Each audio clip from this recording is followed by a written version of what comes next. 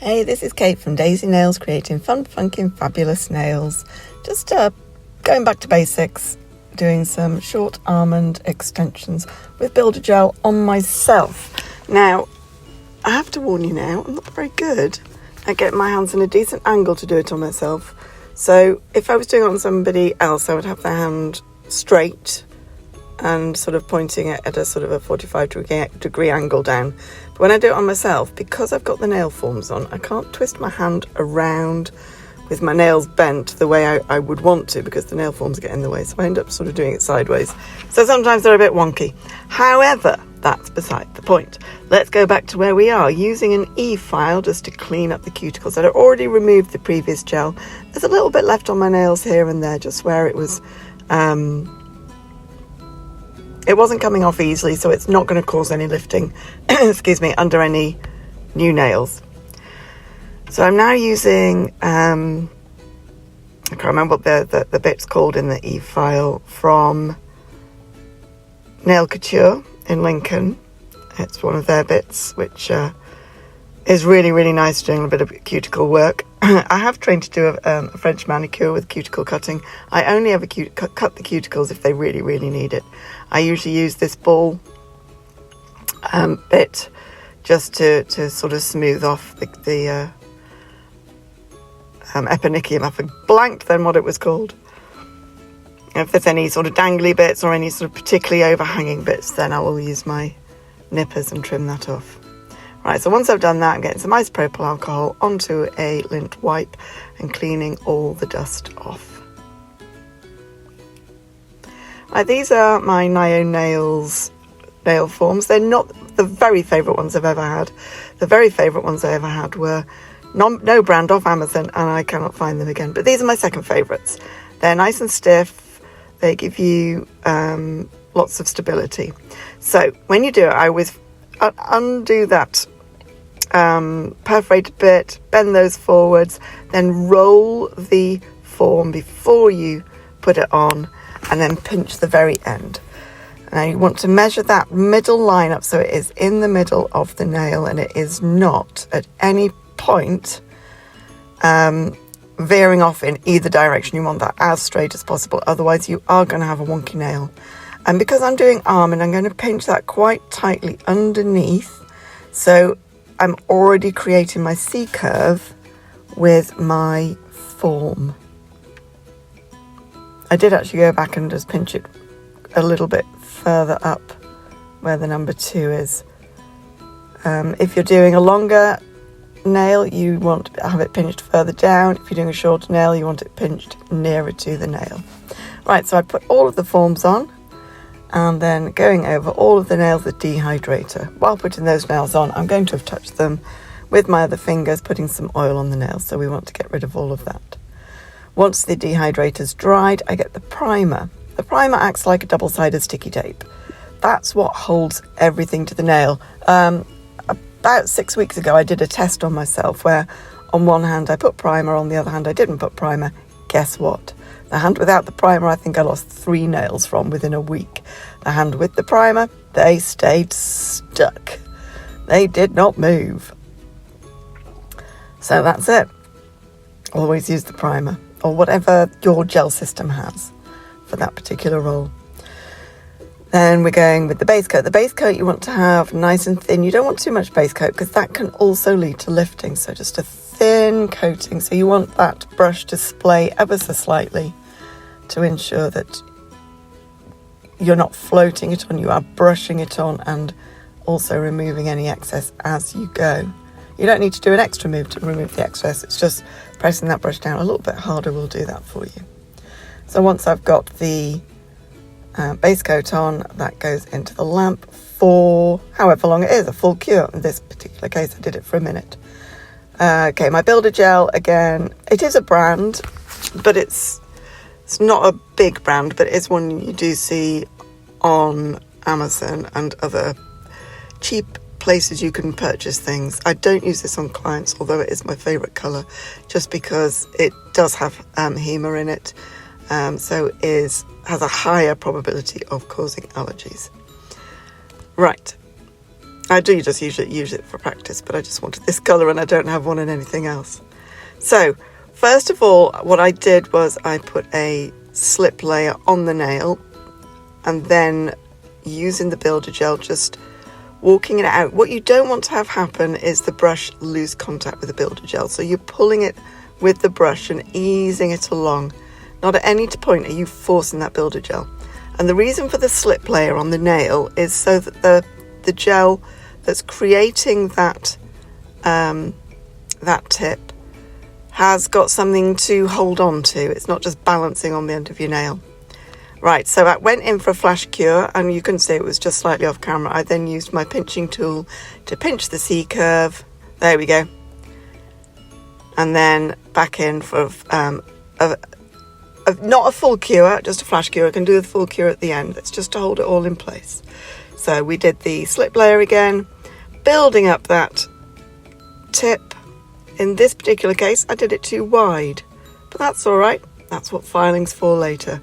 10 seconds in the lamp, pinching tool, and just don't want to pinch it too hard. If you pinch it too hard, what will happen is you could actually cause the nail to come away from the nail bed, and you don't want that. So it's just a gentle pinch just to get a little bit more definitive C-curve. It also gives you a nice narrow nail, which is quite in fashion at the moment.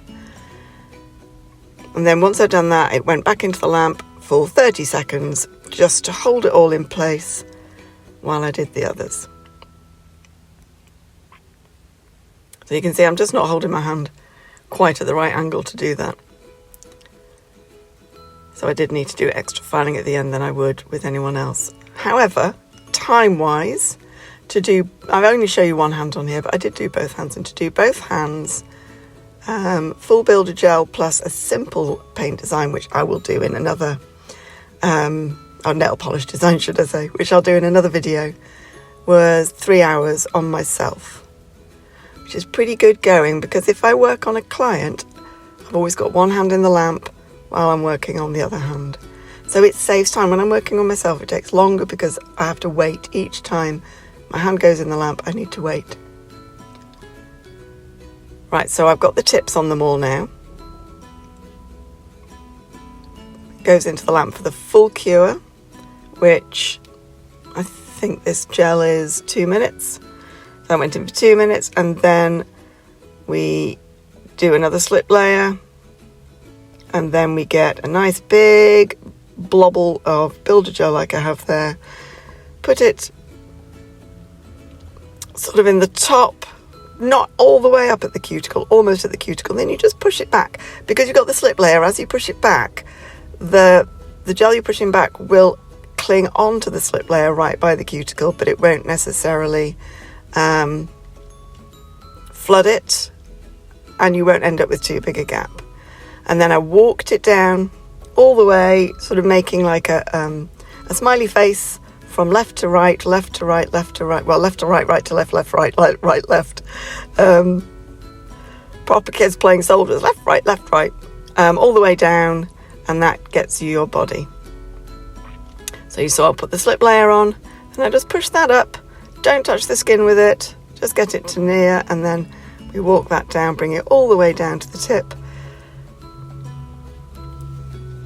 And between each one, of course, that went in for a flash cure. Sometimes I would hold it upside down to ensure that gravity was helping. It didn't always need it. If you're holding that finger at a 45-degree angle, pointing downwards, and it's straight, you're not sort of wonking over to the left or the right, then you don't necessarily need to do that holding it upside down. But if you're getting any dimples, just hold it upside down. Use your little brush just to tease that out. Right, slip layer all the way over. You can see that middle one really needs some work. I think I may have added some more to that, but if that's the case, it will be later in the video. I've had these nails on now for a week and a half. I can't remember what happened to breakfast today, let alone a week and a half ago.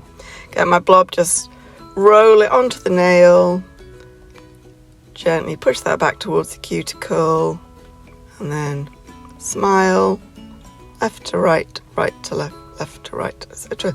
Realised I didn't have enough, just go back for some more.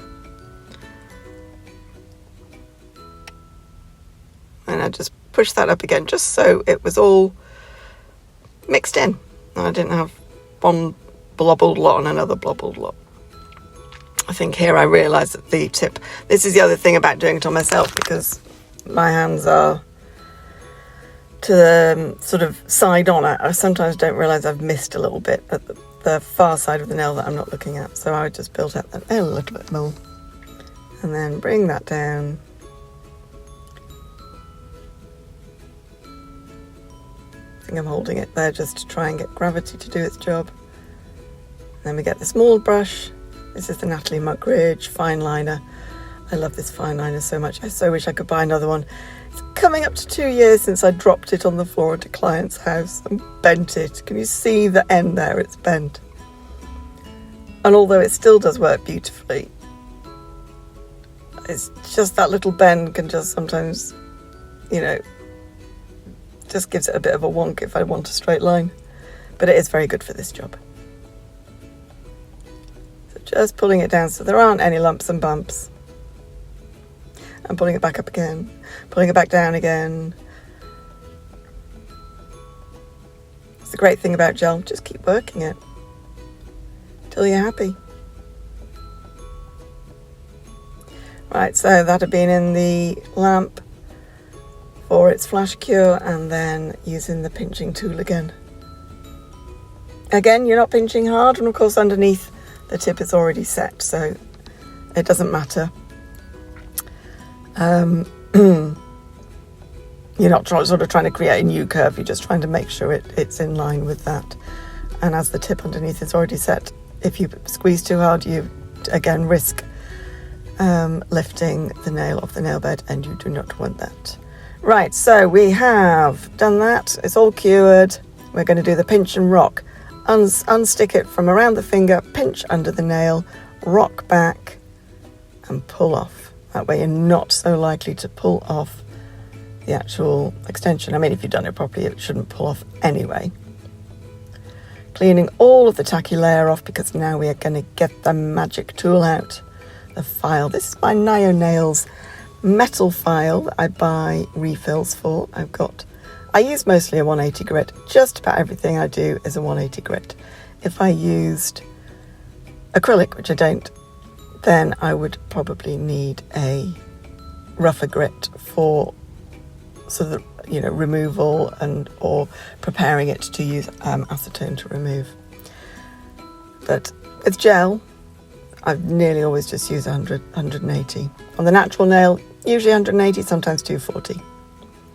Right, so the filing. I should be telling you about the filing. I start with the sides, going in at a ish 48 degree angle, parallel to the side walls, and then round the cuticle, just to make sure that's smooth, and then going over that tip to make sure you've got a nice rise up towards the apex.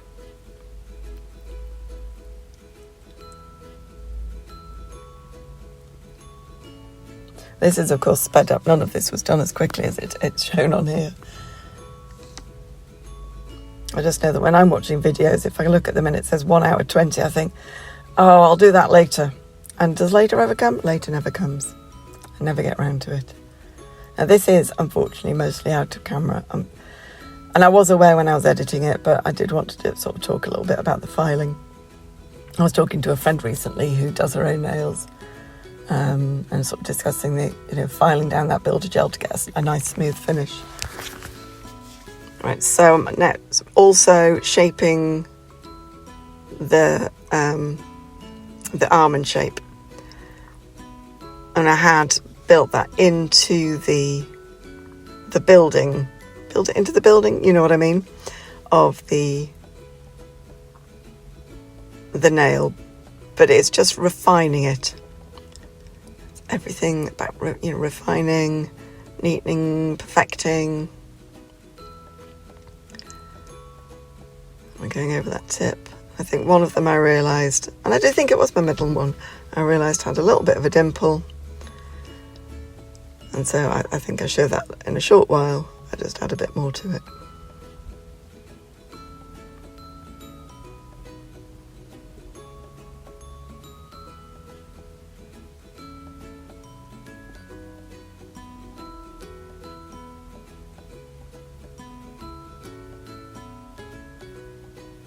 You want to get it to the point that when you do this, that you don't spend more time filing than you did building. And I do remember that is what I was like when I started. It's not a good place to be. I'm getting better, getting much better. I have been doing nails now for over 5 years. That pretty much blows my mind. I started in 2019. There we go. Look at the super speed of my buffing there. Yeah, so buffing over to make it all smooth. A bit more refining. Double checking I'm happy.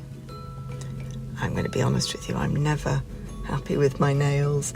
I always think I could have done better. Oh, there's a police officer over there chatting with a couple of people looking at an open window on a house.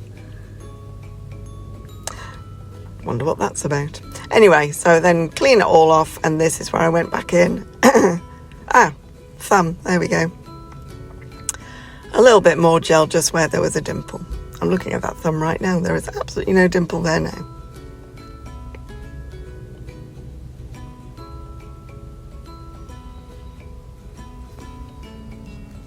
I'm actually parked right next to the railway. I don't know if you can hear a train screeching on its brakes.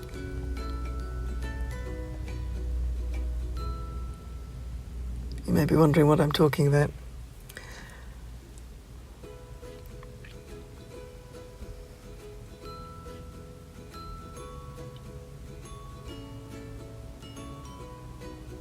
So once you've put that extra bit on, obviously it's going to have a little bit of a lump and a bump.